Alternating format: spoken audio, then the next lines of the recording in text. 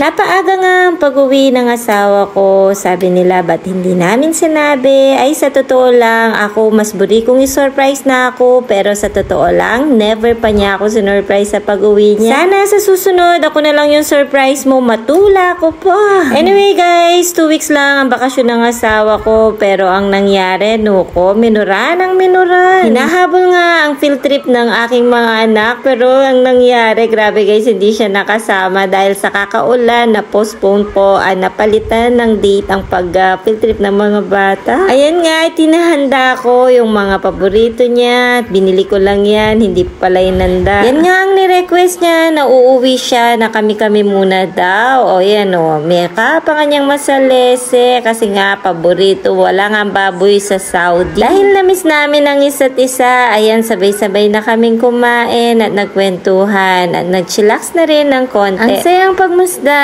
na ang saya-saya ng mga bata o may kitera kanla pa kanukan tatang. Iba ang pakiramdam ng ganito, nabuo kayong pamilya. Ang hirap kaya ng lagay namin. Paulit-ulit lang ang nangyayari sa buhay namin. Sakto nga at tumawag yung mama ko. Ayan at nalaman nga na nandyan na si Jepo. At dahil nga nagkakatuwaan na, nagkakasayawan natin kami. Ay nuko, ang saya ng moment na yan. Sana hindi na kailangan umalis ni Papa. Sinubukan namin na mag-stay siya dito sa Pinas pero hindi kinaya. Eto, balik na naman kami ng LDR ang pamilya namin pero at least kahit papaano nagkakasama kami after 6 months. Kinabukasan nga na-invite kami sa birthday ng inaanak ko dito sa may Jollibee. Tapos nga, dinalaw nga kami sa bahay ng aking mga kaibigan. Ayan, nagkukwentuhan, nagiinuman, napakasaya naman talaga pag ganito. Tapos, sinundo namin si Chloe. Ayan nga, ganito nga yung eksena sa pagsundo. Pasilip-silip kami. Ito nga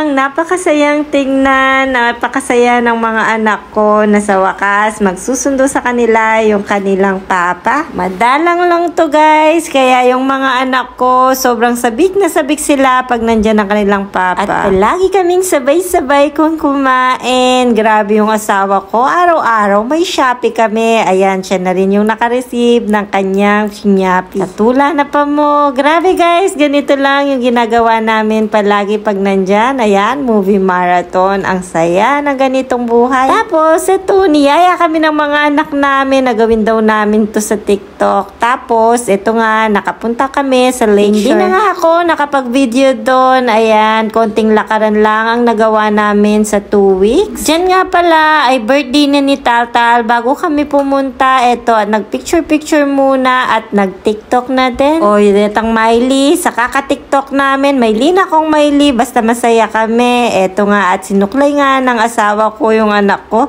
Hindi nila alam, binibidyohan ko sila. Ay, doon kami, lupa lang milupa. Dahil wala nga kaming napuntahan na iba, ito, at nagpunta na lang kami ng Azure North, yung mga anak ko, nagyaya. Sabi nga ng kanilang papa, paayos na lang daw yung kwarto nila para nakakailangan muntakin. Ito nga, at nag-order na lang kami na magpagkain at nagpa-massage na lang at nagkwentuhan. Bakit nga kaya ang mga anak ko pag nakikitang sweet kami ng papa nila, ayaw nila, no ko, makaninila din nga nakareni. Yaya nga ako ng anak ko mag-TikTok, like mother, like daughter na talaga.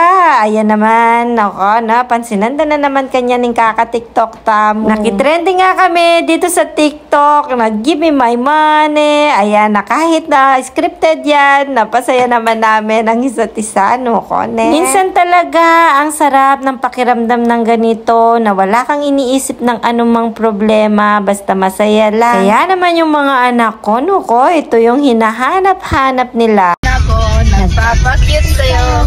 Di mo man lang napansin ang bagong t-shirt ko. Di ko na alisin yung pilikwat ako. Oh, giliw ko.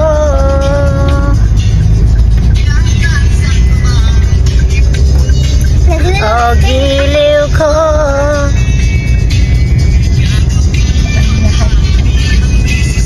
Hoy. Pakiramdaman ng lyrics ko. Sagutin mo lang ako, ating hintay, walang humpay na ligaya. At tatang ibigin ka. Sa tanghalit sa gabi.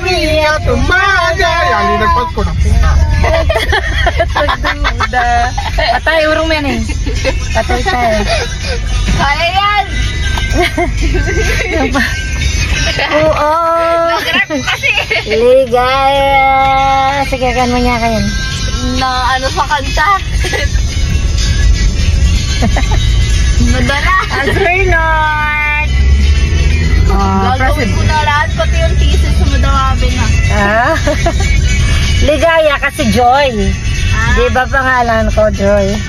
Di Ligaya. Wow. O diba, nagkantahan pa kami at pag-uwi nga namin ito, nagluto na kami kaagad ng pulutan. Ito nga, at in-enjoy namin kahit kaming apat lang. Ayan, may kipulutan-pulutan lap, may cheers din nga, no? O diba, may tutod kami mumpong makanyan ming gewami. Anyway, ayan, pagkatapos nga namin sa Azure North at pumunta na kami dito sa Market Mall. Ay nuko, SM ya pala ini. Ayan nga, at nabudol pa kami ng bike. Ito naman, next time na yan, masyado yung mal. Pagkatapos nga doon guys, pumunta na kami sa Tarlac. Dadalawin ko nga yung mga tito namin, na kapatid ng mama ko na may sakit. Nuko, sa pagpunta nga namin, ito may mga binibilin kami sa mga bata. Kaso ito, nuko, buti na lang, nakabid agad ng asawa ko at walang mas nyaring masama sa amin nung alipot, aksidente po. Kaya sabi ko nga sila, wag alisin ang seatbelt sa likod. Nuko, makatakot. Pagdating nga namin dito sa Tarlac, ayan at yung bapa namin. Hello mga bapa, magpagaling po kayo. At eto nga, at nakapag-picture kami ng konti. Madami nga akong hindi na videohan kasi hindi na talaga ako nagbablog dahil nga may issue